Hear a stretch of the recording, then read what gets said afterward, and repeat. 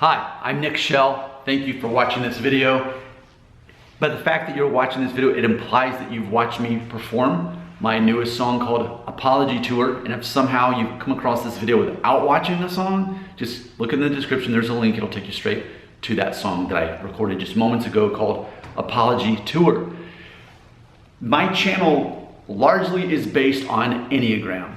And now that I am well versed in Enneagram, it's made writing songs so much more obvious to me in ways that I didn't realize before. I can look back on all the songs I've written, dozens of songs, and I was always there. That counterphobic Enneagram 6, who I am, was always there. But now that I'm aware of it, and I can write songs, I can get to deeper levels that I couldn't before. So I'm understanding that as an Enneagram 6, I have what's called the self-preservation subtype, which carries a lot of guilt. And when you're counterphobic 6, your whole concept is that you're not afraid, that you will face your fears. So surely you couldn't have guilt. Well, that's the deal though with 6s. Even if it's not obvious, it's buried in there somewhere. It's a blind spot, at least for a counterphobic 6. And so, actually at Halloween, my daughter was invited to a party with one of her, she's like 6. So, I'm at this party and there's other parents. And I started talking to this guy and it became very obvious. And he was aware of Enneagram. He was aware he was a 6.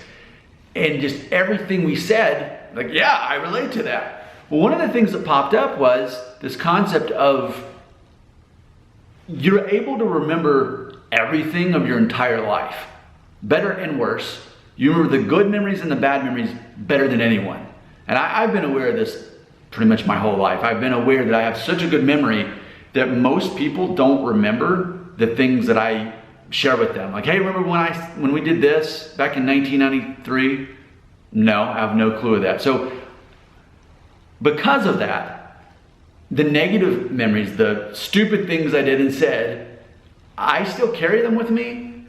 And I'm learning, I'll tell you, writing this song got me to the point where I'm not carrying them as much. I'm actually able to release those things. And it could be something silly. It could be something serious as far as the gravity of, how bad it was or whatever I did or said. Those memory files were never deleted.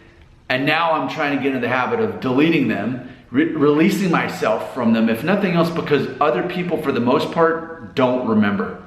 And as I've talked to other people from growing up, they actually feel more guilty about the stupid stuff they did and said when they were young.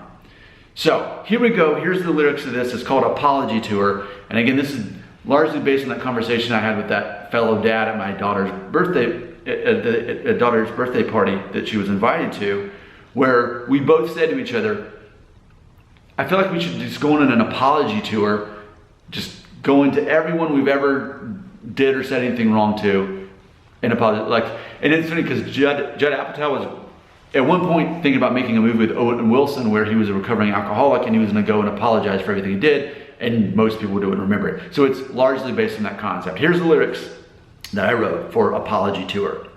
I keep beating myself up over all the stupid stuff I did and said. I know you probably don't remember it, but I've carried this with me. I didn't forget, even if you did. I keep beating myself up. Too much is never enough. I've still got one foot in the doorway. You may have moved on, but I guess I stayed. I didn't forget, even if you did.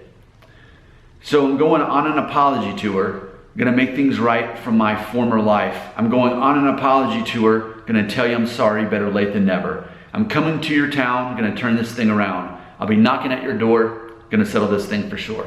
And then the second verse, what if the only evidence of my crime is locked away in my mind? Perhaps a tree has fallen in the forest, but I'm the only one who heard it. I didn't forget, even if you did. Will it make me a better person if I prove to you I learned my lesson? Will you be able to see I'm a different me than the one who lived in less humility? So there you go. There's the lyrics to the entire song. And this has definitely been very healing for me. It's opened me up to that blind spot I have as a counterphobic 6, that I do carry a lot of guilt, but I can work towards getting out of that, forgiving myself. I wrote a song a couple of months ago called Shadow Self. And that was me for the first time seeing how hard I am on myself. And so this is, I guess, the sequel to that song. I guess you could say Apology Tour is the sequel to Shadow Self. Because in this song, I'm unpacking the fact that not only have I been hard on myself, but I'm carrying guilt because of that, and I shouldn't. And so the reward for having written this song and, you know, practiced this dozens and dozens of times before I recorded it was realizing I've been too hard on myself for remembering things that most people don't remember. And I ultimately, not only do I need to start, and I'll be mindful of releasing these things for myself, but also not allowing other people to make me feel guilty for things that I shouldn't feel guilty for. I mean, I can see this in conversations I've had in work, and with I can even do this with my own kids. So I can see how this happens, that I allow people to make me feel guilty when I shouldn't. And I'm learning to have a better balanced perspective of what reality actually is.